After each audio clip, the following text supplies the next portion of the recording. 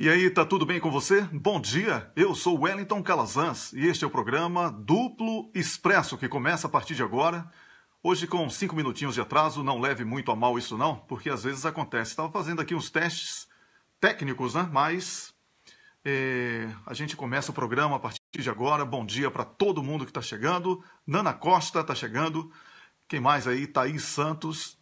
Bom dia para todo mundo. Bom dia para o Rômulus que já chegou. Beth Reis, o Rômulus, eu vou adicionar o Rômulus aqui. Vamos lá, cadê o Rômulus? Dá um bom dia aí, Rômulus, por escrito. Bom dia, Camila Govedice, nossa produtora. Bom dia. Bom dia para Bárbara Isabela, Ana Luquezzi, que está assistindo também. E Yorkshire T, para a Cicleide Cassiano também. Silvia Guimarães, bom dia para Glaci Leão. E para todo mundo que está chegando. Compartilhe o programa, curta as páginas que estão transmitindo, vamos ampliar essa audiência. O programa de hoje está movimentado, o programa de hoje tem muitas participações. Rômulus, manda um bom dia para mim aí, Rômulus, para poder ficar tudo mais fácil. Não estou conseguindo trazer o Rômulus ainda para a conversa. Muita gente chegando, a Donise Meirelles chegou. Bom dia para Zara Azul, bom dia para Eliane Paulino, que está na Alemanha. Bom dia para Dulce Helena, que está no Tucanistão. Para Lala Ribeiro Munhoz. Para Silhouette Madeleine. Todo mundo que chega logo cedão, é uma maravilha isso, né? Então, bom dia para todo mundo. Rômulus, cadê você, rapaz? Já dá um bom dia aí. Dri Bezerra, lá em Pernambuco. Bom dia, Dri. Bom dia para Maria Elisa. Carlão de Brito. É isso aí. Um ótimo dia para todo mundo. Vamos compartilhar o programa.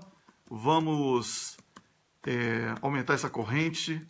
E agora, se o Rômulus entrou, não vi, né? Niobe Cunha, bom dia para você. Então, eu estou esperando o Rômulus. Silvana Salvador, bom dia. Agora sim. Rômulus.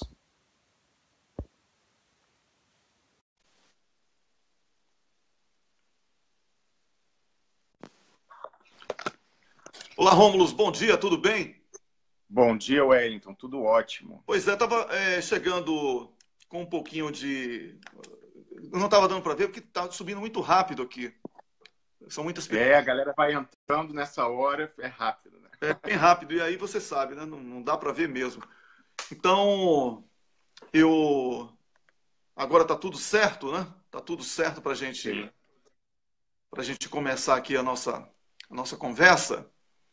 E eu tenho que lembrar, Rômulus, é impressionante, eu estava lendo um pouco, porque sabe que são milhares de grupos, não dá nem para acompanhar direito. E a gente tenta fazer o nosso melhor com os grupos do WhatsApp que incluem a gente, não é? Mas o que eu tenho recebido, rapaz, de mensagens com vídeos de simpatizantes de causas que eles nem mesmos não sabem quais são essas causas, aquelas causas sem causa, sabe qual é aquele negócio que ninguém merece? Então, falando que vão quebrar na porrada esses comunistas de não sei das quantas. Rapaz, é uma coisa absurda. O cara, e falam de bolivarianismo, como se fosse da Bolívia, e não de Bolívar. Ignorância total. É aquele pessoal que fala da bandeira do Japão, chamando de comunista, né? Nesse nível aí, né, Rômulus? Realmente triste, viu? Triste esse negócio aí. É muito triste. Então, enquanto tem esses analfabetos políticos por aí, existem também pessoas muito boas que estão em diferentes países e que estão organizando protestos para denunciar uma perseguição, lawfare contra Lula, denunciar o estado de exceção vivido no Brasil, e essas pessoas merecem o nosso respeito e o espaço aqui. Eu vou procurar dar espaço, porque muita gente está tentando, como se diz, lutar contra esses absurdos do Brasil, e não tem voz. Qual a voz desse pessoal? Então, aproveitar aqui que a gente aproveitar que a gente tem uma boa audiência aqui, que muitas páginas compartilham e que o nosso programa está sendo muito bem recebido pelo público. E aí eu vou conversar, por exemplo, agora, né, desde que ela atenda, com a Márcia Nunes, que mora em Amsterdã, que também está organizando uma série de manifestações em todo o mundo, mas sobretudo que ela está na Holanda, ela vai falar um pouco mais sobre a Holanda. Bom dia, Márcia Nunes! Pera um minutinho só, agora sua voz sai. Bom dia, Márcia Nunes! Bom dia, Tom. Tudo bem? Bom dia a todos. Todas. Eu estou com o vídeo ligado. Você prefere só o som ou o vídeo? Não, pode tirar o vídeo, porque o pessoal só ouve sua voz, tá bom? Então tá. Vou tirar o vídeo. Então, e até a qualidade melhora. Pronto. Né? Então. Até tá melhor. Agora tá melhor. E até bom. Tá ótimo. Eu não sou tão bonita assim. Pois é. Então, a Márcia, que é pernambucana e que agita tudo lá em Amsterdã, lá na Holanda. Márcia, os movimentos internacionais organizando, a cada dia surge um novo movimento na agenda. O brasileiro que mora no exterior, inclusive, muitos preocupados já estão mandando aí perguntas sobre por que é que eles estão tendo dificuldade para o cadastramento eleitoral. Não é outro assunto que a gente vai abordar aqui no programa, não hoje. Márcia, como é que estão aí as movimentações? Então, eu queria dizer primeiramente que é um prazer participar novamente do teu programa e do programa do Rômulo, do programa de todo mundo, né? Porque esse programa é de todo mundo. É isso aí. E vem dar detalhes da agenda, que está bem movimentada, né? A agenda que as atividades começaram dia 13 de janeiro, que foi o Dia Nacional de Mobilização, e o Coletivo de Londres montou um comitê em defesa do... Você está me ouvindo? Estou ouvindo. Dia 13, o Comitê de Londres, a Nara Jararaca mandou aqui o anúncio, nós anunciamos, convidamos todo mundo, foi no sábado e foi um bom evento. Também teve o grupo de Berlim, participou das atividades de Rosa Luxemburgo, né, em Berlim, gravaram um vídeo que está sendo muito divulgado, onde brasileiros e também estrangeiros e nativos e alemães estão participando e estão sendo contra, né, estão mostrando que são contra esse julgamento, né, esse julgamento ilegal. Exatamente. Que na verdade é um julgamento político. E as atividades elas estão numa nova retomada dia 20, né, tem vários coletivos, coletivo da Suíça, coletivo Nova York também, 2 coletivos que são bem ativos, o Prado, o Defende por Democracia também estão com atividades. Aqui em Amsterdã a gente está elaborando ainda a nossa agenda, mas a gente vai dia 21 se organizar.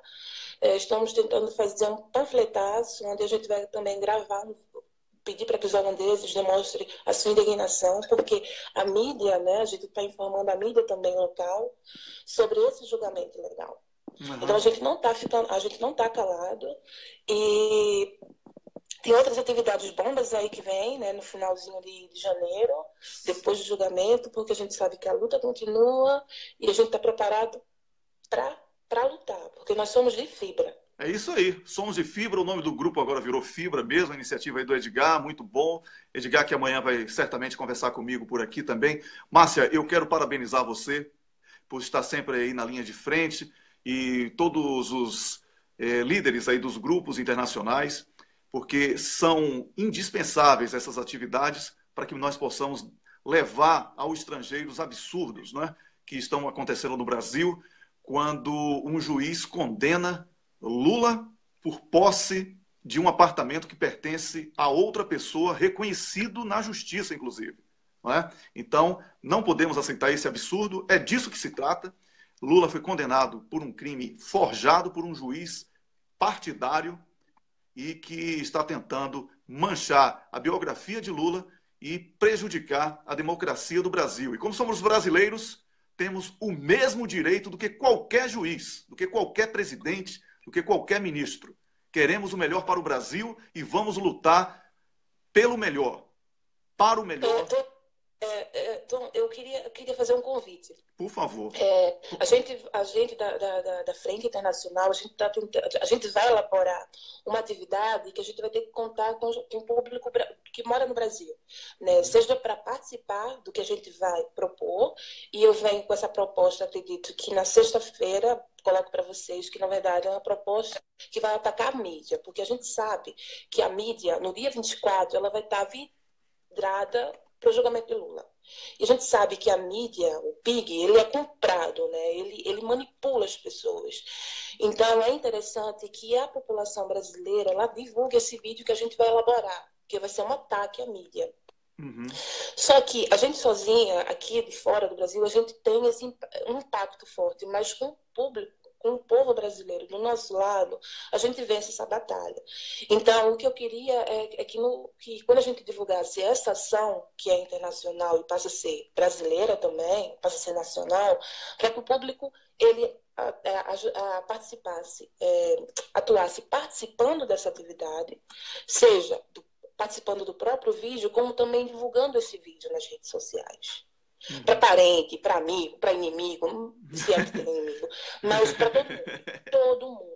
Para que a gente saiba que a mídia ela é golpista também, né? Com certeza. E a gente pede, eu peço também para que para quem tem parente no exterior, para que entre em contato com essas pessoas que moram no exterior e falem da nossa página no Facebook, do nosso grupo no Facebook, que é Brasileiros no Mundo contra o Golpe, para que a gente, assim, saia, querendo ou não, juntando essas pessoas que moram fora do Brasil, para lutar pela nossa democracia, ou, na verdade, pela volta da nossa democracia. Com certeza. Vamos focar agora no dia 24, vamos focar nesses eventos que estão programados para o fim de semana. Começamos já a partir de sexta-feira em muitos lugares e indo até terça-feira, né?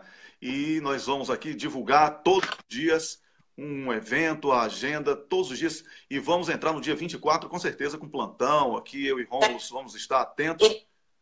E divulgando essas atividades que a gente faz aqui também, né? Lógico, que começa o dia agora, dia 20, até o dia 24. É isso aí. Então, Márcia, eu quero agradecer a você por ter acordado cedão aí para participar do programa. Aliás, não, você está na Holanda, tá? Não é tão cedão assim, não. Tá bom.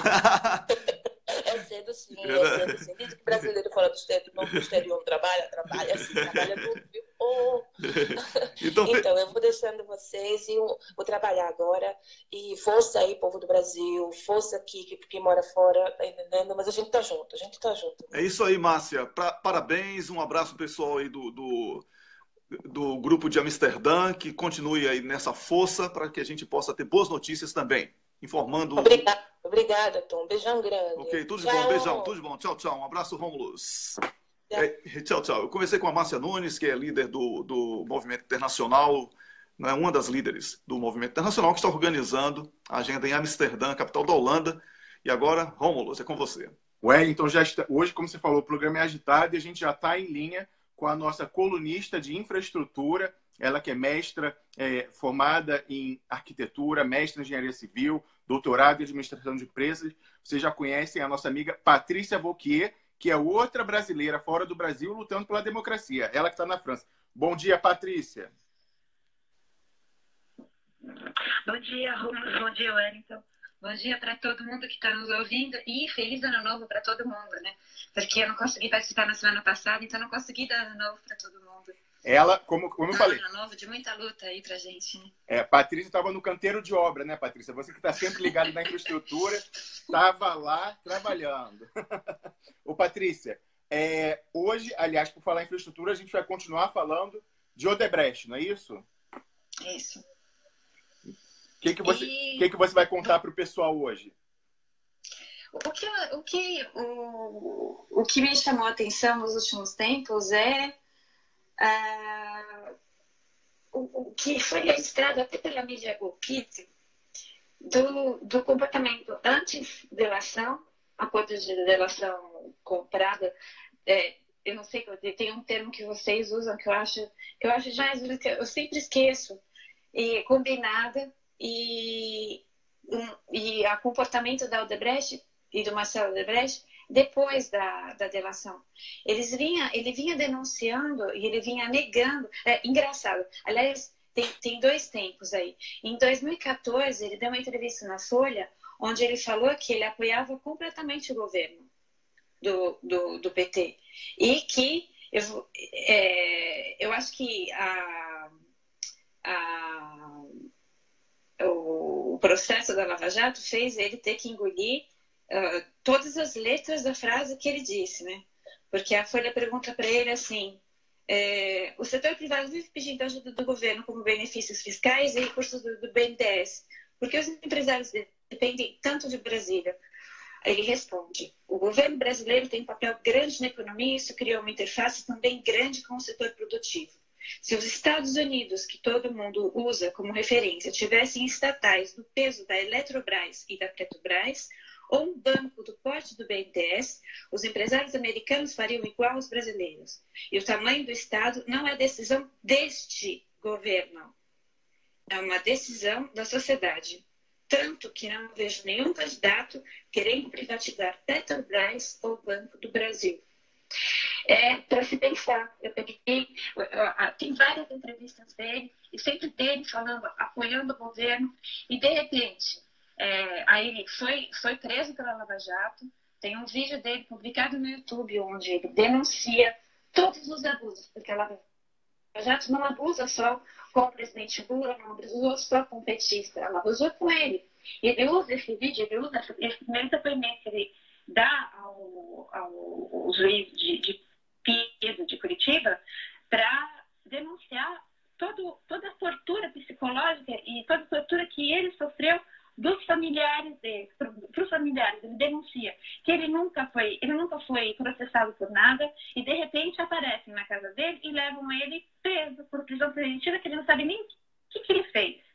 Nunca foi chamado a depor, nunca a Polícia Federal confiscou tudo o que ele tinha, todos os documentos, e divulgou isso para a imprensa. E divulgando isso para a imprensa, por exemplo, ele denuncia que foi conversa de filha menor dele com a mãe, foi conversa de anotações pessoais dele. Tudo isso foi divulgado para a imprensa de uma maneira completamente ilegal, e ele denuncia isso. Depois, no final de 2016 e começo de 2017, tem esse grande acordo de delação combinada da Lava Jato, que a gente sabe que, não sabe por que, um dos juízes do STF sofreu um acidente, que era justamente o responsável por homologar esse acordo, e ele muda completamente o discurso, assim como Antônio Palocci, assim como Léo Pinheiro, assim como o Glauco da Silva Marques, e uma série de outros que começaram falando uma coisa na Lava Jato e terminaram falando outra. E eu acho complicado agora ver, e ele denuncia, inclusive, nesse primeiro vídeo, que ele fala, são 150 famílias, 1000 famílias de empregados da Odebrecht e subcontratados que vão sofrer as consequências. Ele avisou que a economia ia ser prejudicada e que todas essas famílias, todos os setores da Odebrecht iam ser prejudicados. Ele implora para o Moro para ter respeito pela empresa, pela economia do país, porque era uma empresa importante. O juiz ele não está nem aí. Eu acho assim, uma falta de respeito com o nosso país. Nesse processo, o que está acontecendo? Eles estão incriminando, está servindo de lawfare para todos os outros países da América Latina. O Equador e o Peru estão indo pelo mesmo sentido, tudo isso baseado em afirmações da Odebrecht. Correto. Patrícia, o termo que a gente se refere aqui, eu pelo menos sempre uso, é delação camarada. Eles oferecem para compra delação camarada, o Ministério Público vende e quem faz a entrega da mercadoria é o juiz Moro, que homologa. No caso, eu acho interessante você trazer essa discussão, Patrícia, para a evolução, podemos dizer assim, do posicionamento do Marcelo Odebrecht diante da Lava Jato, porque isso é uma história que ainda não foi resolvida. Ele, como você fala, foi o boi de piranha, aquele que foi entregue e ficou preso, e ele nunca aceitou propriamente isso exatamente. Mas a gente não entende as movimentações dele. Por exemplo, disse na imprensa que ele brigou com familiares e ele arrolou como testemunha de defesa dele. Nesse caso, no caso do sítio, a irmã dele e o cunhado. E, fora isso, Paty, aí você presta atenção nessa movimentação. Você mencionava na entrevista dele à Folha. A Folha de São Paulo, há alguns dias, publicou aquela matéria confirmando aquilo que nós já tínhamos antecipado aqui há semanas, que a Braskem foi mantida fora da investigação. Não só a Braskem, a gente já antecipou aqui. Eles trataram a Odebrecht como se fosse um centro de custo centralizado, quando não era. Eles olharam só uma fração da corrupção, não olharam tudo, deliberadamente, porque ou era muita negligência, ou então eles queriam fingir uma cegueira para só pegar uma parte, filtrar o que era útil aos objetivos políticos da investigação. Mas o Marcelo Odebrecht, Paty, ele na primeiro pronunciamento dele, depois de ser libertado, ele aparece na Folha de São Paulo, não é nenhuma entrevista. A Folha de São Paulo noticia um depoimento, Paty, que ele deu no dia que ele saiu da cadeia, salvo engano, 19 de dezembro. E aí ele fala, aí nesse depoimento à Polícia Federal, que ele dá no dia que ele saiu, só no dia que ele saiu, ele fala que a Braskem teria uma troca de e-mails da Braskem comprovando operações, a estrutura. E aí, no caso, a Folha deu destaque para mascarar o principal, né, usando aquela técnica do fio dental que mostra tudo, esconde o essencial, resolveu falar de Aécio Neves. O principal não era isso. O principal era o ex-CEO da Odebrecht, filho da família que controla a empresa, falando que partes da investigação, informações relevantes para a investigação foram ocultadas. Então, se foram ocultadas, a consequência lógica, a consequência legal, jurídica, inclusive, é a anulação do acordo, de todos os acordos de leniência e esse pacotão da delação camarada dos 77 executivos.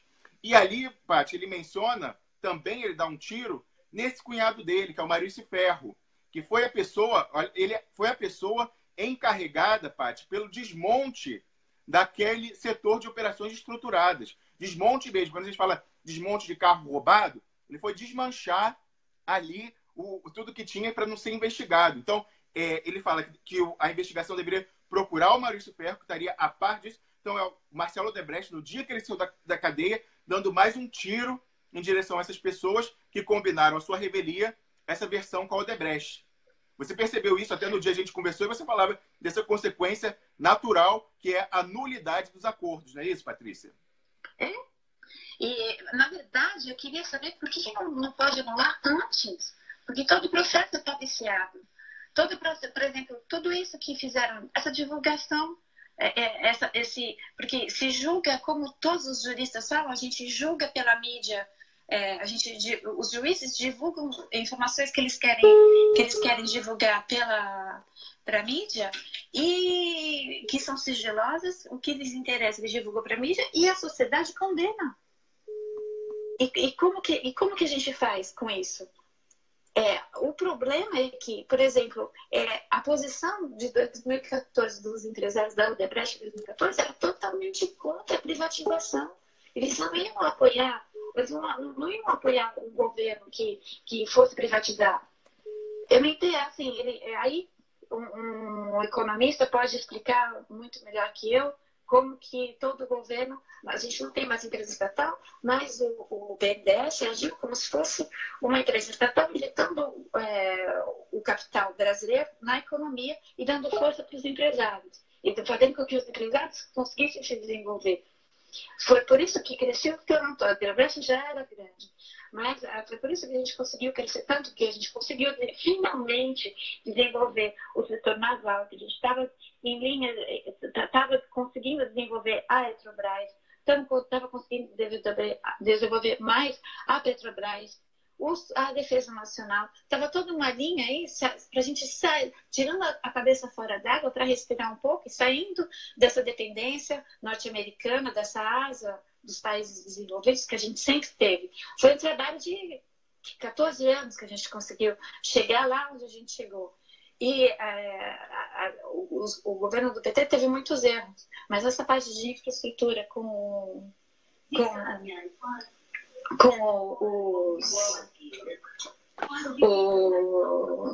as empresas brasileiras, ele conseguiu realmente injetar dinheiro na indústria pesada. E esse setor produtivo, que é um setor produtivo, que tem um pouco de... óbvio que trabalha também com capital financeiro, porque a Odebrecht tinha bastante a aplicação e lucrava bastante com capital financeiro, era uma das principais... Era o que produzia. Indústria naval, indústria petroquímica e a indústria da construção civil. As três. O Paty, que realmente produz. Exatamente. O Wellington quer fazer uma intervenção. Diga, Wellington. Pois é, eu já estou aqui em linha também com o nosso próximo convidado, que é o economista e professor universitário Pedro Beluso, que já está em linha. Bom dia! Bom dia. Pedro não, Wellington. Luiz Gonzaga Beluso. Pois é. Bom dia. Tudo bem? Tudo. Pois é, nós estamos aqui concluindo o comentário da nossa comentarista de assuntos de energia e construção civil, Patrícia Vauquier, que está em Paris, e já já teremos a sua participação aqui com o Samuel Gomes, tá bom? Ok. Então, ótimo, já estamos em linha. Então tá, Patrícia, eu agradeço a sua participação hoje. Eu acho que é importante você retomar essa questão da delação do Odebrecht. E eu queria até informar, Patrícia, a você e ao público, que nós estamos concluindo a edição da entrevista com aquela fonte de dentro do Odebrecht, que vai dar o depoimento interno com relação a toda a manipulação que foi feita da investigação combinada com os procuradores de Curitiba e, no caso, implicando não só a nulidade, mas mostrando a parcialidade e mostrando que é uma combinação, uma maquinação entre quem ficou à frente do Odebrecht naquele período, notadamente esse cunhado do Marcelo Odebrecht, a quem ele acusa de estar ocultando informações, que não foi sequer ouvido no Odebrecht, não foi investigado nada, ele foi completamente liberado da investigação, e a gente vai soltar esse material, já estamos concluindo. A ideia é soltar amanhã, mas no máximo até sexta-feira, fim da semana, vamos estar soltando esse áudio já editado, da maneira que a gente queria fazer para ter o maior alcance possível. Perfeito. Tá bom, Ótimo. Patrícia? Bom dia para você. Esperamos você na quarta-feira que vem, falando de infraestrutura aqui para gente. Muito bem. Bom dia, boa semana para vocês. Até logo.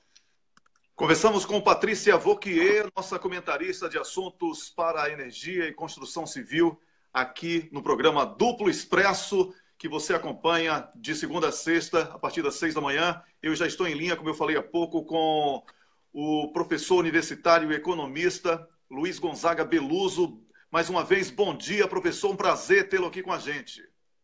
Bom dia, Wellington. Olha, professor, já havíamos conversado em off ontem e anteontem sobre o cenário econômico do Brasil e eu queria ouvir a sua opinião sobre os rumos que o Brasil está tomando desde o golpe, quando Dilma Rousseff foi destituída e Temer assumiu a presidência. Quais são esses rumos, quais os riscos para o Brasil, professor? Bom, Wellington, nós temos que compreender a recessão que foi uma repressão, né?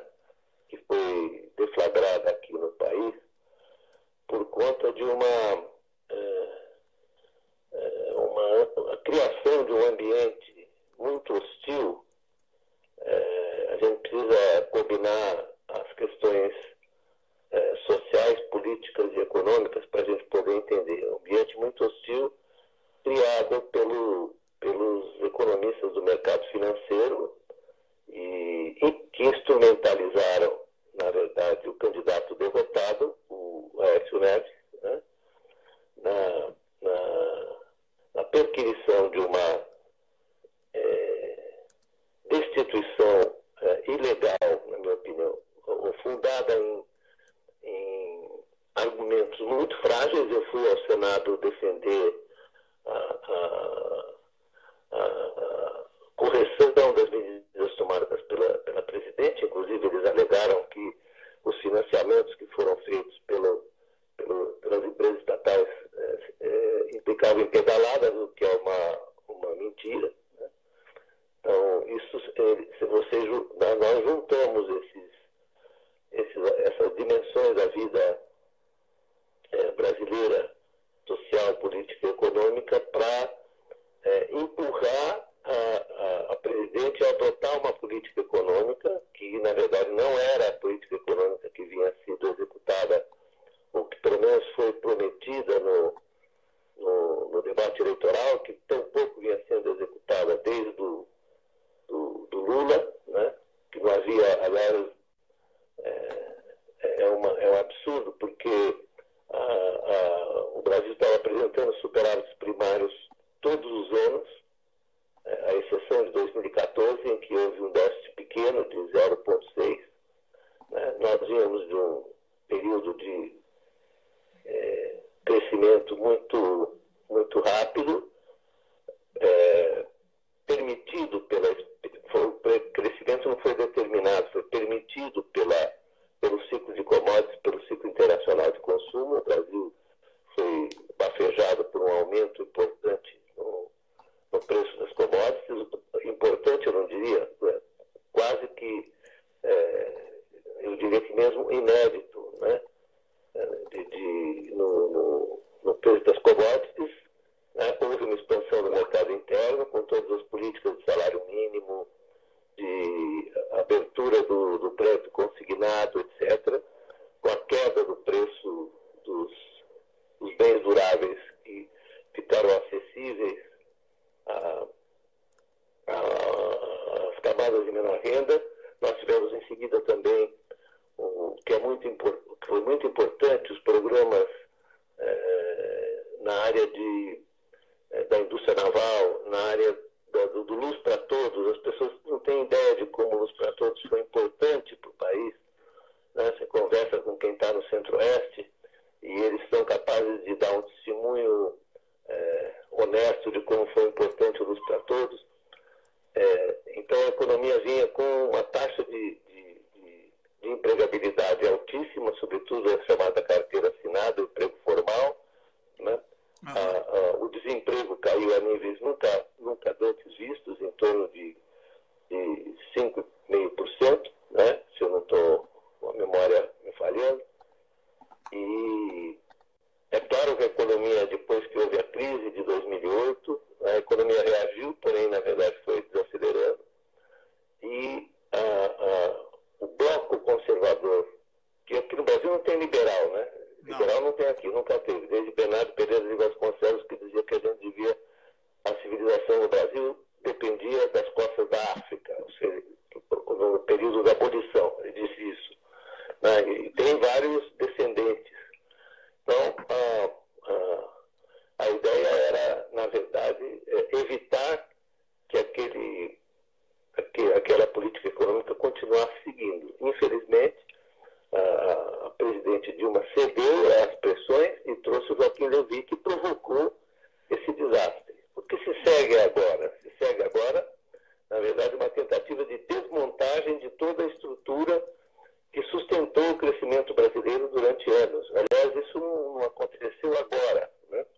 É bom que a gente diga que isso começa em 94, com o Plano Real. Quando a gente fala isso, as pessoas dizem, mas você está contra a queda da inflação? O que revela o caráter binário do pensamento dessa gente. Eu não estou contra a queda da inflação. Estou dizendo que o Plano Real, na sua execução, depois da queda da inflação, ele proporcionou um movimento de desindustrialização da economia brasileira, que até o economista de Cambridge outro dia apontou, Rajun Frank, uma devastadora desindustrialização da economia brasileira, que foi causando vários problemas para o país, inclusive fiscais, né, por causa da base de arrecadação constituída pela indústria. Nós tínhamos, na verdade, se fizermos a conta com a indústria manufatureira, tinha uma participação de 25% do PIB, hoje tem 9%. Né? no momento em que, por exemplo, a China estava fazendo a sua escalada e hoje tem 35% de participação da manufatura no PIB. Né? Pois é. Esses movimentos que ocorrem na economia mundial, nesses movimentos nós fizemos a adaptação ao ajustamento mais trágico ao longo desses últimos 20 e poucos anos. E o mais grave, esse projeto ele continua sendo executado por esse governo. Todas essas medidas, ou esses projetos de desestatização, eles ignoram uma forma constitutiva da economia brasileira, como toda economia periférica, que se desenvolveu, e o Brasil até os anos 80 era o país mais industrializado dos países ditos emergentes, que não eram chamados então emergentes, mas países de desenvolvimento. Era o país que tinha o maior grau de industrialização, que tinha avançado mais na sua industrialização. Isso vem dos anos 30, se acelera nos anos 50 e sobretudo, com o Juscelino, né? Os militares deram o golpe, porém não abandonaram o projeto da industrialização, prosseguiram no projeto da industrialização, com essa articulação entre grande empresa estatal, que funcionava como provedor de externalidades, de vantagens para o setor privado, porque investia na frente, né? Dava um horizonte de investimento para a empresa privada. Né? Nós tínhamos aqui o maior número possível, por exemplo, de empresas no setor de equipamentos elétricos pesados, estavam todos os grandes estrangeiros aqui, produzindo turbinas, etc. Nós tínhamos um setor de máquinas ferramenta, de bens de capital por encomenda e de bens de capital seriados, né? Muito importante, com um número grande de empresas, e fomos destruindo isso ao longo desse tempo todo. Nós fizemos um ajustamento às mudanças da economia internacional, a chamada globalização, totalmente insano, né? Guiado por ideias liberaloides de quinta categoria, né? Que, na verdade, golpearam gravemente a capacidade de crescimento da indústria brasileira. Professor. E nós estamos prosseguindo, esse governo está fazendo isso de uma maneira tosca, né? Que eles estão querendo vender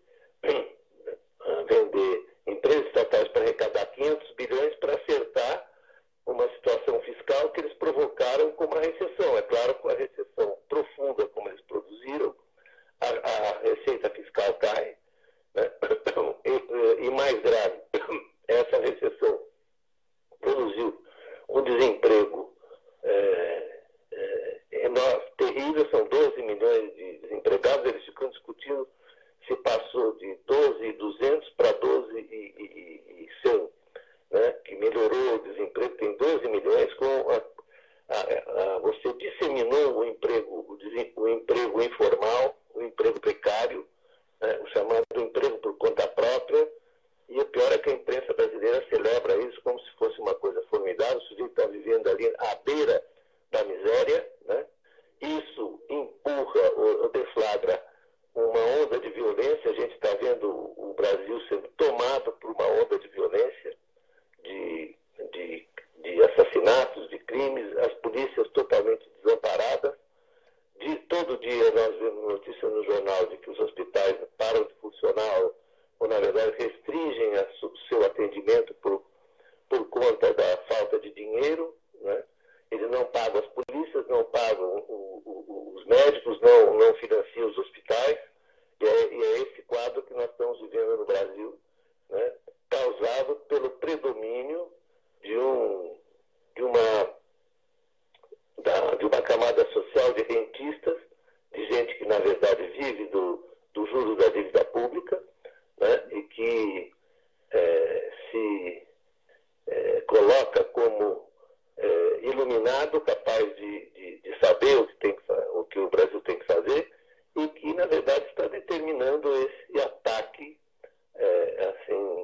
violento e injustificado em cima de um presidente que veio das classes subalternas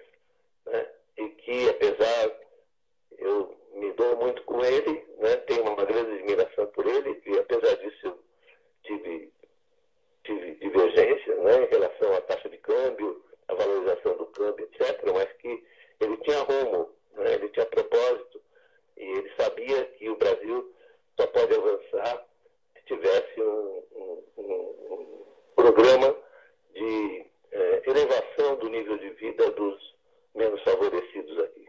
Professor, eu estou com Rômulus Maia, que é o meu colega na apresentação do programa, que está na Suíça, e ele quer fazer uma pergunta. Rômulus. Professor Luiz Gonzaga Beluso, o senhor publicou dias atrás um artigo em defesa do presidente Lula, e dizendo que defender o presidente Lula não era ser petista, era ser justo. Fora isso, o senhor, na semana passada, deu uma entrevista ao jornal Valor Econômico, dizendo que o Lula é o centro. O Lula, na disputa política brasileira desse ano, tentam pintar ele na imprensa como, agora, a tentativa, como um radical de esquerda, populista, quando ele nunca foi. Ele já governou e ele foi muito pragmático e de centro, um conciliador. Eu queria que o senhor falasse sobre essa questão dessa tentativa vã, ridícula, da imprensa, de forças políticas, de tentarem pintar o Lula como um radical. O senhor ouviu a pergunta, professor? Basta que nós nos ativéssemos aos governos dele, né, aos 2 mandatos que ele exerceu como presidente da República, né? Ele, primeiro, tinha uma clara noção da importância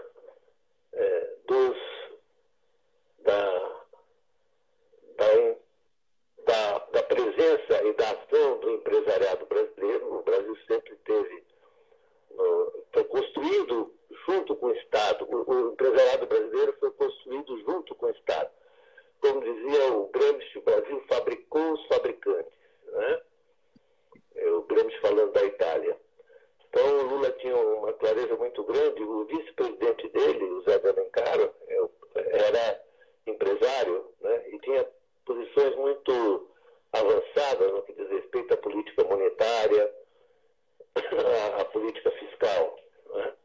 Eu me lembro ainda de uma reunião na Fiesp, da qual eu participei, em que ele fez uma proclamação muito dura contra a política monetária, ainda naquela época sob os auspícios do nosso Henrique Meirelles, né?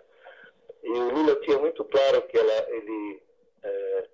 para avançar, ele precisava fazer a mediação entre os interesses e entre as posições sociais que compõem uma sociedade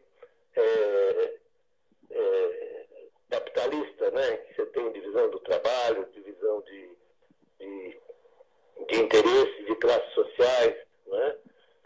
Era uma visão muito gramsciana da construção da hegemonia da esquerda, né? Ele tinha muito claro, ele não era um voluntarista, não era um radical, e a imprensa brasileira, isso foi comprovado ao longo dos governos dele, dos 2 governos, né? E a imprensa brasileira trata de fazer essa polarização, né, para condenar definitivamente o Lula como uma pessoa perigosa que pode levar o país a uma situação muito difícil. E o que eles estão fazendo é exatamente isso. Aqueles que eles colocaram no governo, né, são pessoas completamente despreparadas, né, com um ideário tosco, liberal, muito pouco ligado à história econômica do país, que a história é importante, né? A construção das estruturas, das relações que formam a economia é muito importante. Eles não têm a menor, com perdão da palavra, sofisticação para lidar com isso, mas eles querem demonizar o Lula. Aliás, eu escrevi logo na eleição de 2002 e depois de 2006 que essa demonização era uma tentativa recorrente, né? Uma forma, na verdade, de desinformar a população brasileira. Se a gente entra nos programas de economia da televisão, né? E eu assisto para me aborrecer ao mesmo tempo e entender o que eles estão propriedade de um primarismo sobre o que está acontecendo na economia, sobre os projetos dos candidatos a presidente, que é uma coisa terrível. Isso é muito assustador, porque nos aponta coloca o Brasil numa perspectiva muito ruim. E eu espero que eles não sejam bem-sucedidos, porque o Brasil é um país que tem ainda uma economia muito diversificada, enorme, houve um encolhimento da indústria, mas o Brasil precisa retomar o seu projeto. Ele só pode retomar o seu projeto se houver, na minha opinião, um mínimo de compreensão dessa complexidade, dessa diferenciação por dentro da economia brasileira e da sociedade, e ter alguém com capacidade de articular isso e levar isso na direção de uma recuperação da economia brasileira, se fazendo acordos internacionais que sejam do nosso interesse, né? E avançando outra vez na direção da industrialização, e agora é muito mais complexo, porque nós estamos diante de uma mudança tecnológica importantíssima. Aliás, ontem o professor Luciano Coutinho escreveu um artigo muito bem elaborado a respeito dos desafios que se apresentam aqui para a indústria brasileira com a indústria 4.0. Nós temos insistido nisso, que é muito mais complexo. Então é preciso que se tenha um bloco hegemônico que, na verdade, carregue essas preocupações para frente e faça o Brasil avançar. Estamos conversando com o economista, professor da Unicamp, Luiz Gonzaga Beluso. Este é o programa Duplo Expresso.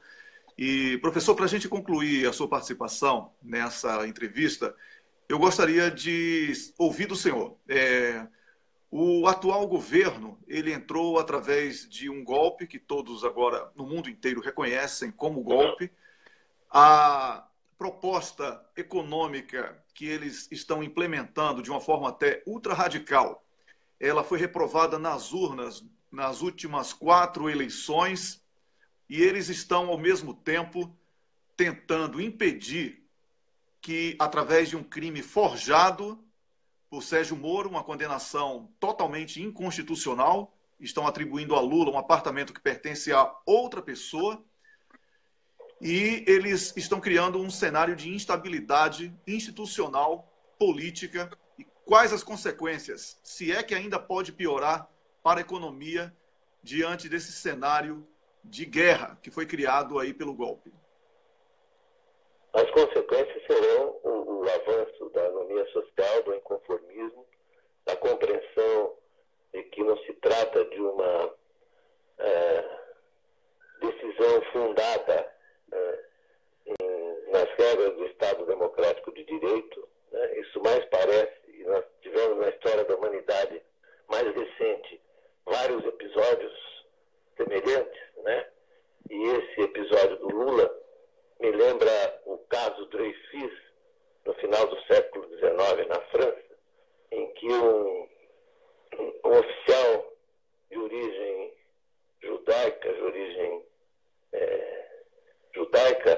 foi acusado de vender informações para o Estado-Maior alemão, né? Depois descobriu-se que era uma ação de um oficial tradicional das classes dominantes francesas. É um episódio em que o Zola escreveu um texto chamado J'accuse, eu acuso, né? Nós estamos assistindo outro episódio político-judiciário midiático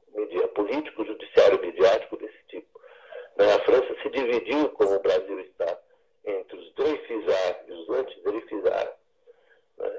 O Dreyfus foi preso na Guiana Francesa, depois foi libertado porque se descobriu a fraude judicial que estava sendo praticada. Então, nós estamos vendo um episódio semelhante, aliás, são vários que a humanidade assistiu, né? Eu li outro dia um texto de um juiz francês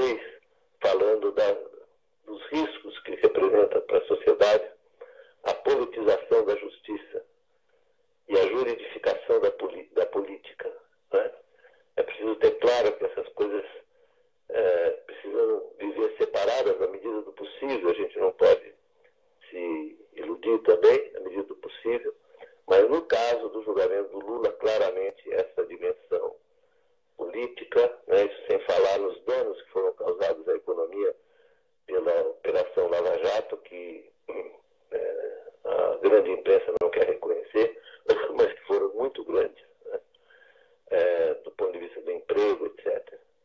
E também da ideia de que necessariamente as empresas estatais são corruptas, como se não houvesse corrupção no setor privado. Aliás, é um contubérnio, né, entre o setor privado e as empresas estatais. Isso tem que ser coibido mesmo, tem que ser coibido com grande energia, mas você não pode causar o dano que causou aos engenheiros, ao saber técnico que estava embutido nas empresas, separar as empresas dos seus proprietários que cometeram as malfeitorias.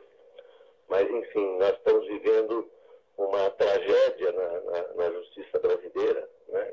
O Supremo Tribunal Federal está completamente perdido nessa batalha, com uma disputa, às vezes pessoal, porque as coisas degeneram, né? Elas saem do espaço, do âmbito institucional, e começam a se transformar numa guerra entre personalidades, né? Isso agravado pelo ambiente que nós vivemos agora de celebridades e narcisismo exacerbado, né? Veja o caso dos ministros do Supremo se apresentando quase como estrelas de cinema. Então, isso é muito ruim, né? O juiz, meu pai foi juiz, era um homem de uma discrição, né? Tinha a noção clara de que era um funcionário público, não era uma celebridade. E, aliás, isso está implícito nos valores que devem ser adotados por aqueles que se apresentam na condição de julgadores e de intérpretes da lei, né? Hoje em dia nós não temos isso, nós temos uma batalha de celebridade, e isso está contaminando de uma maneira a apodrecer o poder judiciário brasileiro. Olha, eu só quero agradecer ao senhor aí pela participação, por ter concordado em participar do programa, aceitando o nosso convite, ao Samuel Gomes, que vai daqui a pouco conversar com a gente. Eu quero agradecer e deixar a porta aberta para que o senhor volte quando desejar, quando assim decidir que será importante, que tenha algo a trazer para o nosso público, que certamente está muito satisfeito com a sua presença aqui no nosso programa. Muito obrigado, professor. Obrigado, eu agradeço a vocês, foi um prazer. E eu falei livremente, o que é muito bom. Mas falei o que a minha parca capacidade permite, e o meu desejo de dar uma pequena contribuição para que o Brasil mude de rumo. Olha, o senhor falando de parca capacidade e depois de ter falado sobre a falta de humildade dos juízes, então ficou uma fala barroca, assim, sabe? O contraste entre a sua humildade e a vaidade, a humildade de quem tem valores e a vaidade de quem é vazio, né? Então... Eu carrego comigo, viu? Sim. Os valores da minha formação jesuítica. Eu fui seminarista e eles sempre me ensinaram isso, bateram isso em mim o tempo inteiro. E assim, eu sou, na verdade, um correligionário do Papa Francisco. Que bom. Eu só não quero entrevistar o senhor quando o Bahia estiver jogando com o Palmeiras, tá bom? Ah, legal, tá bom. Mas fora isso, não, se não for no dia do jogo, nós conversamos, tá bom?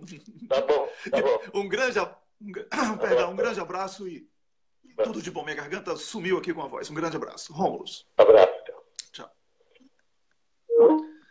O Wellington, eu achei a entrevista muito boa. A gente sabe o peso da opinião de alguém como o professor Luiz Gonzaga Beluso, mais uma pessoa que está engajada na defesa do presidente Lula. E ele falava, né, Wellington, na primeira intervenção dele, ele fazia o diagnóstico dos problemas econômicos que nós tivemos, e, obviamente, como uma pessoa, um pensador do Brasil, ele sabe que a candidatura do presidente Lula hoje se mostra como a única maneira factível, viável, de nós voltarmos ao poder e barrarmos tudo isso que está sendo feito, todo o desmonte do Estado e a regressão social, a destruição de direitos, a destruição dos direitos trabalhistas e também sociais, educação, saúde, tudo isso tem externalidades positivas para a economia, isso não é só coisa social. Pessoas que têm maior educação, pessoas que uma melhor qualidade de educação e por mais longo período, e pessoas que têm uma qualidade de saúde melhor, elas são mais produtivas. Então, isso também tem um impacto econômico. Não é só juros e taxa de câmbio que determinam. Evidentemente, o ambiente social tem um grande peso no desempenho da economia e a longo prazo, que é mais importante. Pois é, Rômulo, estou aqui na expectativa da chegada do Samuel Gomes, ele que estava previsto entrar em simultâneo com o professor Luiz Gonzaga Beluso, mas por um problema técnico do professor Beluso, né, nós não pudemos colocar os dois simultaneamente, mas o Samuel já está aqui comigo. Bom dia, Samuel Gomes. Bom dia, meus amigos. Tudo bem, Wellington? Tudo bem, Rômulo? Os amigos que estão aí online agora também. Pois é um prazer enorme tê-lo aqui com a gente mais uma vez, a pedido do público, hein, Samuel? A sua participação a semana passada, Samuel Gomes, que é jurista, e veio aqui, trouxe uma palavra de esperança e de tranquilidade, né? Porque foi num momento onde os ânimos, inclusive meus aqui, meu e de Rômulo, estavam acirradíssimo com essa indignação, que é sua também, mas com a sua experiência de jurista, conseguiu trazer a tranquilidade para que possamos agir com a cabeça e não com o estômago. Isso foi muito bom e por isso o público pediu a sua volta. É um prazer tê-lo aqui conosco outra vez. Samuel, você certamente estava acompanhando a entrevista do economista... Professor Beluso. Exatamente, economista, professor da Unicamp, Luiz Gonzaga Beluso, onde ele falou claramente que a perdurar esse cenário de caos na economia, a revolta popular é questão mesmo de tempo e que não será um longo prazo, pelo que eu percebi nas palavras dele. Você concorda com isso, para começarmos a falar sobre política aqui? Olha, Wellington, o Deus escreve certo por erros técnicos errados. Graças a você não ter conseguido falar comigo, simultaneamente nós fomos brindados com uma aula do professor Beluso. Eu estava aqui como aluno, tranquilamente, quietinho, assistindo e desfrutando dessa belíssima entrevista que vocês fizeram com ele. Você me ouve bem? Ouço muito bem. Caladinho para aprender. Calado para aprender com você, Samuel. Opa! Olha, se você me permitir, gostaria de trazer um assunto nessa nossa conversa, que me parece uma notícia muito alvissareira e importante, que tem uma relação direta com a condenação prevista, proclamada e esperada pela grande mídia e pelos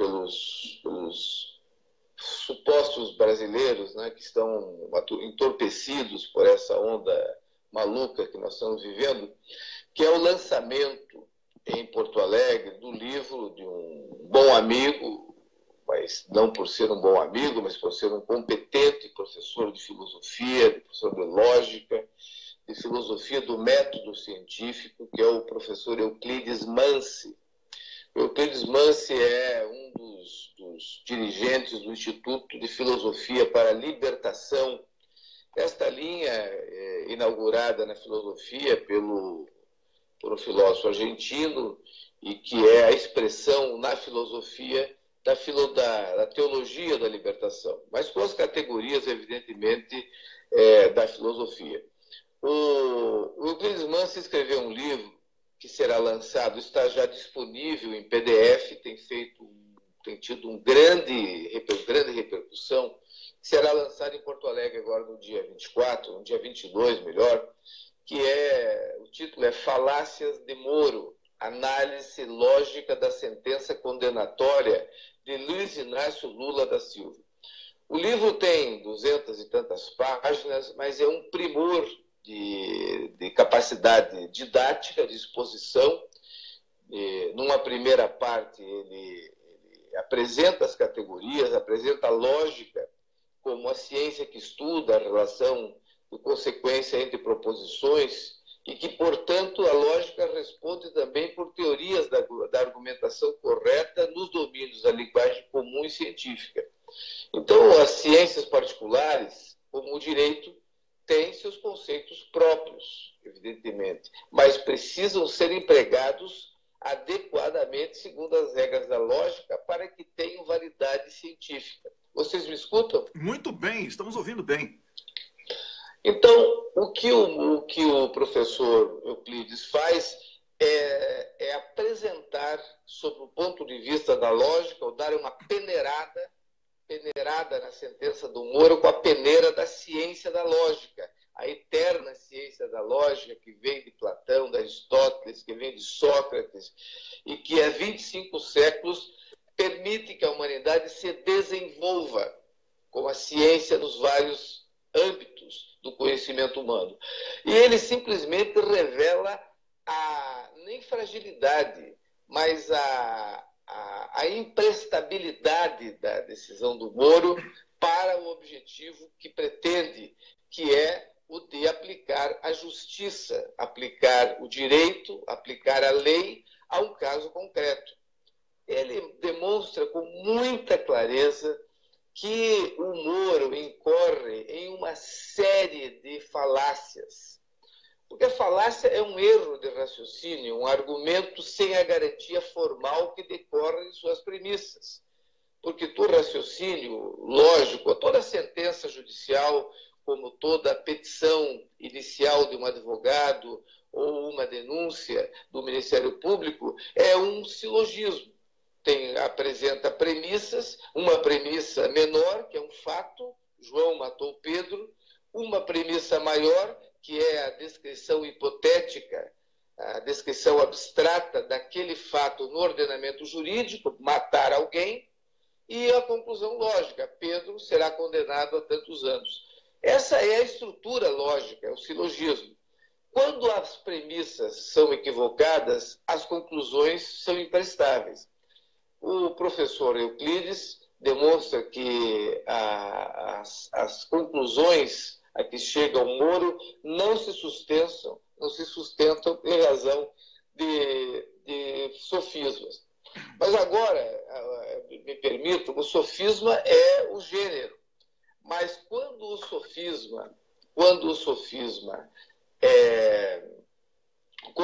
a falácia é o gênero. E a falácia pode ser um paralogismo, que é quando se comete uma falácia de forma involuntária. Mas quando ela é intencional, quando ela visa enganar, confundir o interlocutor, ela é denominada sofisma. Esta palavra sofisma nos lembra, e aí me permitam um breve parênteses, nos lembra de um dos maiores filósofos, homens que já passaram por aqui, que é Sócrates. Exatamente. Sócrates fez a sua vida... Me escuta? Escuto bem. Inclusive, Sócrates é um incógnito. Dizem até que ele é um resultado aí da esquizofrenia de Platão, mas isso é outra discussão. Vamos lá. Na verdade, Sócrates não escreveu nenhuma linha, né? Sócrates foi tudo que Platão escreveu, tudo que Sócrates disse nos é dado a conhecer por Platão. Mas o Sócrates fez da sua vida, a sua vida foi dedicada a combater os sofistas. Quem eram os sofistas?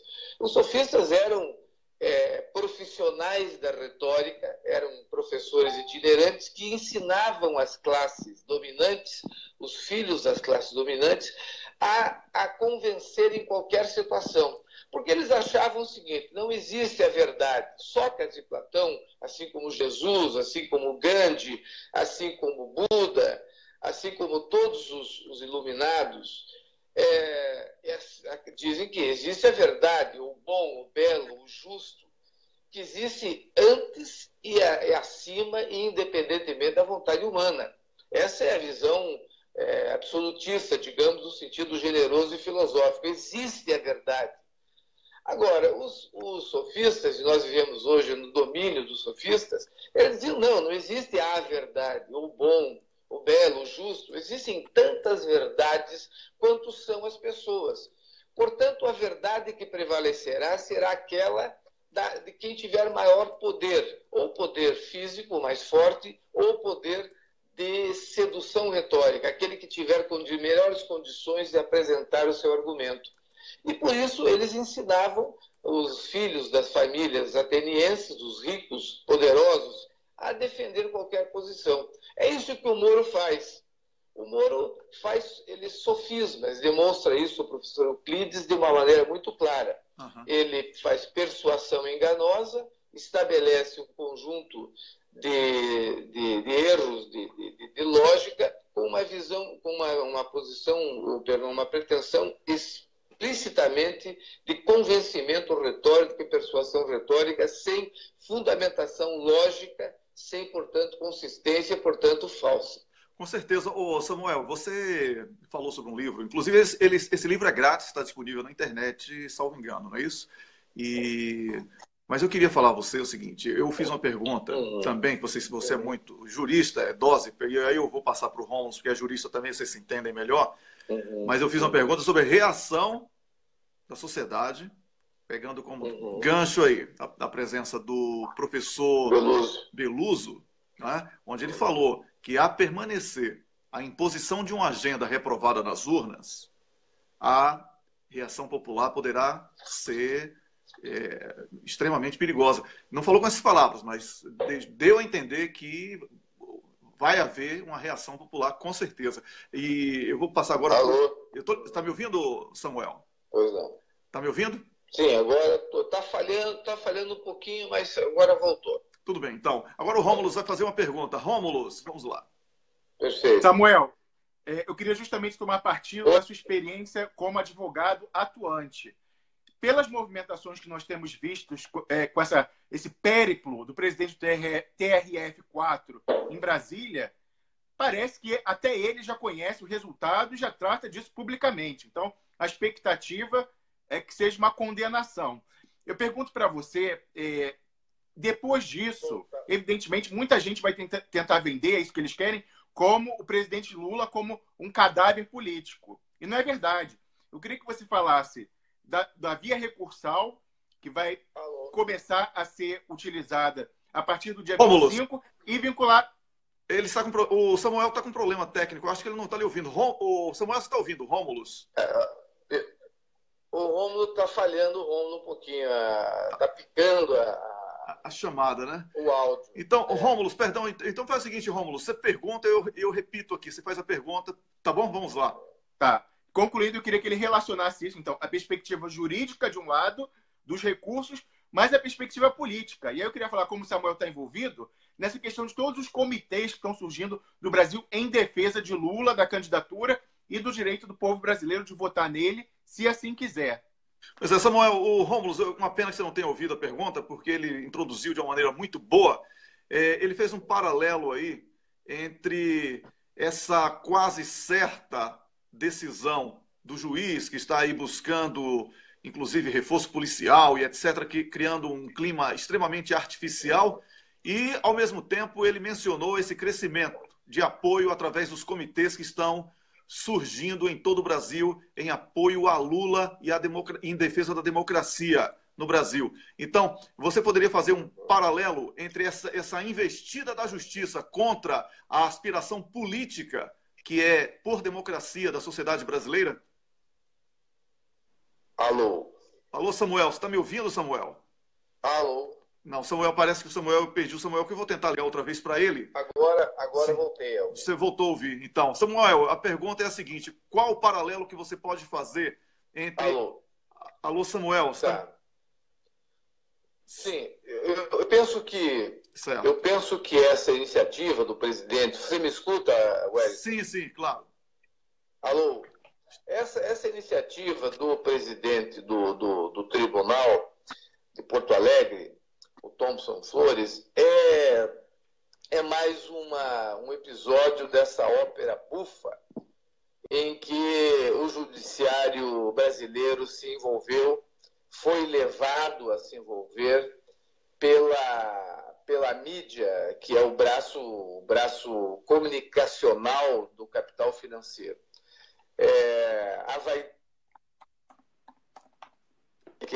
esse que é o pecado predileto.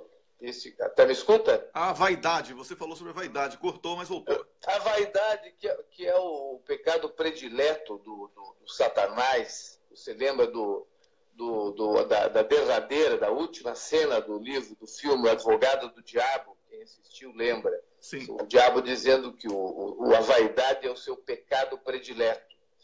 Então a vaidade, dentre outros pecados, mas a vaidade levou uma série de juízes, como disse bem o professor Beluso, a se envolverem de uma maneira completamente tosca, completamente não institucional, numa disputa por apoio popular, por apoio midiático. Pois é, o Samuel está com um problema técnico e eu não sei o que é que eu vou fazer para trazer o Samuel de volta aqui. É uma questão lá dele, na conexão dele, e realmente está complicado concluir o raciocínio do Samuel. Que pena, porque ele estava falando exatamente sobre algo, Rômulus, que eu queria muito falar, que é sobre a vaidade. Porque você observa que tudo vai de um lado para o outro, mas morre na vaidade. Não é? Tem a ganância pelo caminho. Isso é. Não é? Tem a avareza pelo caminho. Mas é o último e predileto pecado, que é a vaidade. Juízes aí querendo bancar o popstar. Então, o Samuel está com problema, não dá para continuar com ele. Lamento mesmo, é um problema técnico dele aí. A conexão, para mim, está perfeita. E para o Rômulus também, né? Estamos aqui numa transmissão com qualidade HD, com high definition. Então, alta definição, perdão, não estamos aqui com conexão ruim. Então, o problema é do entrevistado, do Samuel, que está com problema. Então, com o Samuel está com problema, a gente desiste aqui do Samuel e fica para uma próxima oportunidade. Rômulus, então, só para concluir aqui o raciocínio, que era o que o Samuel estava tentando falar aqui, certamente, mas ele vai voltar aí outro dia, a próxima semana ele vai estar aqui com a gente. A vaidade, Rômulus, você observa... o Samuel está pedindo aqui, chamou outra vez, vou tentar outra vez aqui, vamos ver aqui o que está acontecendo. Não é? A vaidade, a gente está vendo aí um juiz totalmente... um juiz que tenta ser popstar. Não dá mesmo para o Samuel. Então, agora não vou mais insistir, vou até desligar aqui o Skype para não me atrapalhar. Vamos lá. Começou com o Sérgio Moro, agora passando... Não, aliás, não começou com o Sérgio Moro nada. Começou isso aí com a farsa do mensalão. Joaquim Barbosa era popstar. Não se falava outro nome na mídia. Era café da manhã, almoço, jantar, com direito a chá, lanche, etc. A guloseima na geladeira à noite, madrugada, era Joaquim Barbosa. Aí, o mensalão se revelou que é uma farsa, que só serviu para pegar petista, o mensalão que era de uma empresa privada, não tinha nada de público, a VisaNet, e dos 73 milhões que disseram que era o maior absurdo de corrupção da história, desses 73 milhões, 50 e poucos milhões foram para os cofres da Globo, através da VisaNet. Aí acabou, ninguém fala mais em mensalão. Veio o engodo da Lava Jato, que na verdade é uma operação criada para destruir a indústria pesada brasileira e de petróleo e gás. Por falar em petróleo e gás, eu quero mandar um abraço aqui para o Chico Zé, que está assistindo a gente e que é do Sindipetro NF e também membro da FUP, Federação Única dos Petroleiros. Um grande abraço, Chico Zé, obrigado por estar sempre aqui com a gente. Então, o que eu tenho a dizer, Rômulus, é que o Brasil é muito maior do que a vaidade de quem quer que seja. E é muito mais importante que a discussão esteja centrada na política e na economia do que no ego de juízes concurseiros, que são produto de uma propaganda da Rede Globo. Quando eu falo Rede Globo, é porque o restante do PIG vem como mosca em volta da lâmpada. Não tem vida própria ali, não tem personalidade própria. certo? Segue o que a Globo manda. Então, esses juízes botaram na cabeça que o que a Globo faz por eles é bom e estão se deixando guiar pela vaidade. Só a vaidade está guiando esses caras. A maldade, a má-fé, tudo isso está no caminho. Mas é, sobretudo, a vaidade. E nós aqui não temos nada a ver com a vaidade de ninguém. Isso é uma doença. Se a igreja quer chamar de pecado, que chame. Para mim, é uma doença. Eu costumo falar com você, Rômulus, e com Camila e com os colegas da equipe aqui do programa, que nós temos que ouvir cada elogio como uma referência para que a nossa responsabilidade aumente e que a gente procure fazer o melhor. Não vamos cair. Até brinco com vocês lá no mural, no meu perfil fechado, lá no fechado, não público. Cuidado com a vaidade e tal, quando eu boto assim o link de alguém que publicou algum trabalho nosso, etc. Eu faço isso brincando e tal, mas sempre lembrando, vaidade é realmente muito perigosa. Então, Sérgio Moro, esses juízes aí do TRF4, que felizmente, com esses sobrenomes de Hollywood que eles escolheram, o povão não vai conseguir assimilar, ele não é um da Silva, né? São os exterminadores de da Silva, desde Canudos, não é, Rômulus? Então eles querem ser famosos e etc. Não sei para quê. Não sei para quê. O juiz tem que ser discreto, o juiz tem que falar nos autos, seguir a Constituição. Eles ferem a Constituição, praticam injustiça e são vaidosos. Não tem nada bom para eles, Rômulus, é isso. Muito bem, Wellington. E isso é uma contextualização importante, porque a gente vê não só, inicialmente, como você dizia, lá no primeiro grau, essa questão do Moro, que ficou preso do personagem que foi criado pela mídia, como agora a gente vê a mesma coisa se repetindo no TRF4, com esse presidente aí que primeiro quer aparecer lá, ele tem um engajamento político dele, mas ele também quer aparecer. Logo no início, dando aquela entrevista toda montada cenograficamente para o Jornal Nacional, uns 6 meses atrás, colocando a estátua de Têmis da Justiça, livros, o martelinho, não sei o quê, falando para tentar construir aquele simbolismo da autoridade perante os dignários, né? A plebe que eu vi aí no Jornal Nacional, usando o jargão. Então, para reforçar o papel de autoridade que se sobrepõe ao poder político que emana do povo. E isso não se sobrepõe coisa nenhuma, porque na Constituição diz que todo poder emana do povo, Wellington, e vai ser exercido por representantes eleitos. Não fala por representantes concursados, fala por representantes eleitos. Então, aquela cenografia dele de o desembargador não engana nada. E segundo que ele entrou por conchavo, ele não é concursado coisa nenhuma. Ele entrou em 5º constitucional da OAB. Então, vem de uma família que é conchavada com poder, mas nem nisso serviu. Aparentemente, ele deixou a desejar em relação aos seus antepassados, porque nem no concurso ele conseguiu passar. Não é juiz de carreira. Entrou lá pelo 5º constitucional. Mas o que eu queria dizer é o seguinte, Wellington. Chegou para mim uma informação de uma fonte lá da Globo, dizendo, alertando, e aí eu queria alertar as lideranças do PT, todo mundo está envolvido com a organização lá em Porto Alegre, para a gente já combater de antemão o que está armado, a armação, que é o seguinte: eles querem fazer uma nova bolinha de papel.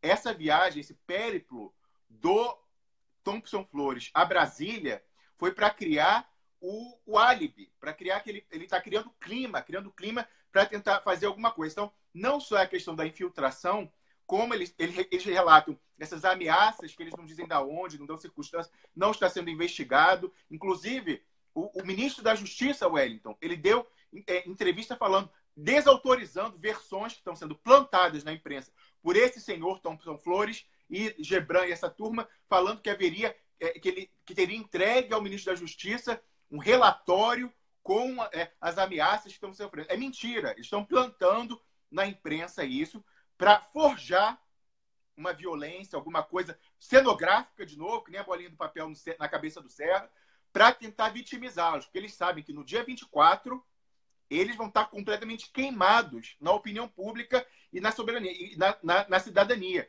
Como nós falamos aqui, no dia 24 é apenas o início da luta.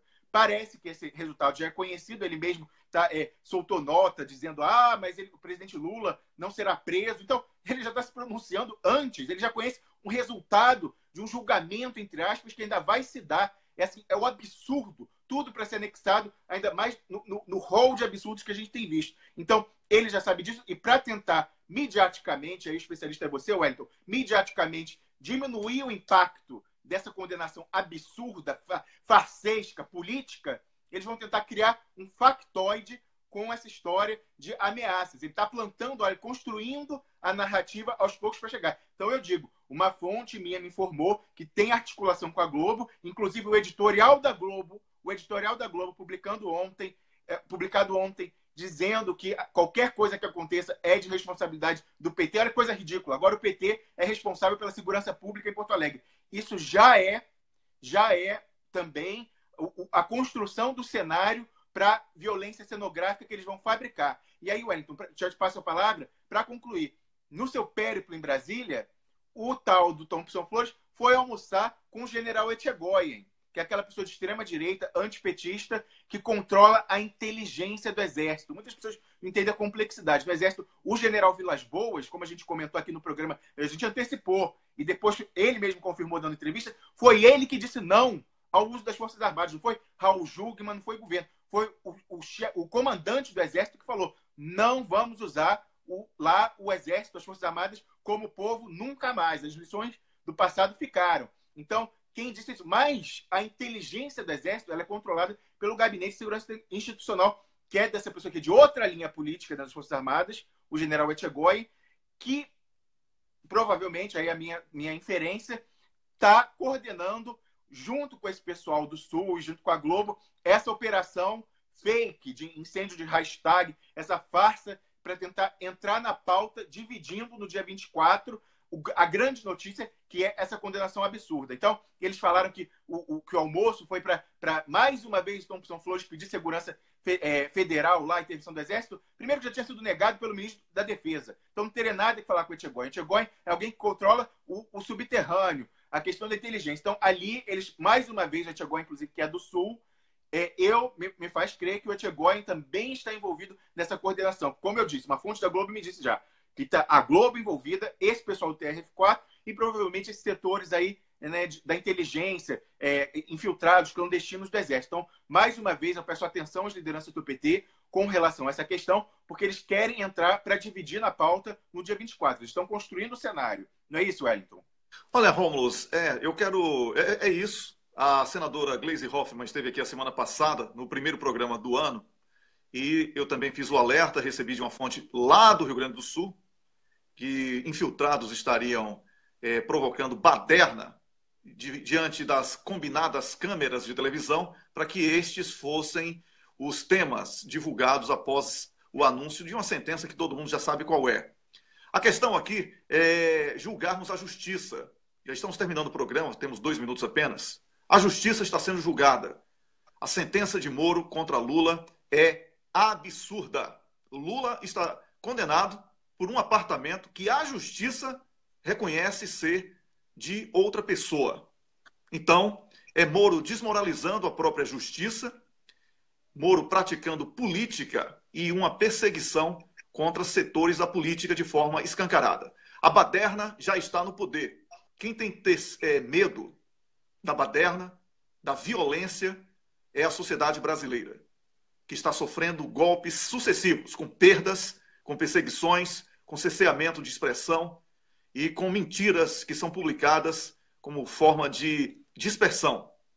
Então, Rômulus, está fadado ao fracasso qualquer tipo de conluio que possa tentar barrar essa revolta popular que é real. Não existe Rede Globo mais forte do que a fome. A barriga do povo derrotou o PSDB a despeito dos milhões que eles possuíam depois da privataria que promoveram com Fernando Henrique Cardoso. Então, se os tucanos, com Globo e tudo, foram derrotados 4 anos consecutivos, essa pauta foi rejeitada, eles não vão conseguir enganar o povo falando de comunismo, falando que a baderna é do lado de cá, porque o povo sabe que a baderna já está no poder. A baderna é a presença de Moro na justiça, é o TRF4 não anular a sentença de Moro antes mesmo de julgá-la por total imprecisão, por total inconstitucionalidade. A baderna está aí. A baderna é a Globo com o monopólio da comunicação social, mentindo todos os dias, em todos os noticiários. A baderna é um estegõe falar em nome das Forças Armadas, muitas vezes, e trabalhar na surdina, traindo o próprio comandante. Deveria ser preso por insubordinação. Tá bom? Então, Rômulo, terminamos o programa, estouramos até o tempo. Peço ao Leonardo Atush um minutinho só para a gente dizer aqui o cocô do dia. Quero informar também que o Samuel Gomes está na estrada, por isso que o sinal dele estava muito ruim. Ele mandou dizer que está mobilizando os paranaenses em defesa do Lula e da soberania nacional. Parabéns aí, Samuel. Na próxima semana ele volta. Cocô do dia para mim? Cocô do dia para mim, TRF4 outra vez. Que vai julgar... Para mim... que vai julgar um crime. Que vai julgar um crime de um juiz. Para mim, mais uma vez, vai ser a Globo, agora por estar armando junto com esse TRF4, Wellington, essa nova bolinha de papel no dia 24 para entrar, para dividir a pauta nesse escândalo, que vai ser a condenação do Lula, que é uma condenação completamente política. Pois é, então o cocô do dia está eleito. Aliás, são dois hoje de novo, né? São dois, por mim e por Rômulos. Eu espero que vocês entendam que alguns problemas técnicos, como eu falei, o Samuel estava na estrada, então o sinal, aí a culpa não pode ser nossa, mas tivemos aqui o Luiz Gonzaga Beluso, a Patrícia Vauquier na França, tivemos também hoje a Márcia falando sobre os movimentos internacionais, e é um prazer estar aqui com você. Amanhã às 6 da manhã voltaremos com mais um programa Duplo Expresso, com muitas novidades, tá bom?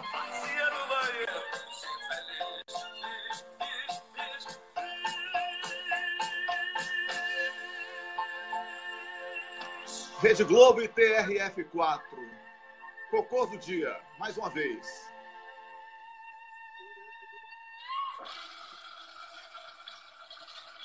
Recomendo que você assista ao programa do Leonardo Atush no Brasil 247 a partir de agora. Já deve ter começado aí com 2 minutinhos. Estou invadindo um pouco o tempo deles, desculpe. Amanhã às 6 da manhã teremos mais um programa com o embaixador Samuel Pinheiro Guimarães, com a Niobe Cunha, também aqui com a gente. O prazer é sempre grande. Eu sou o Wellington Calazans, falei ao vivo a partir de Estocolmo, capital da Suécia, e o Rômulo Maia a partir da Suíça. Abraço, bom dia e até amanhã.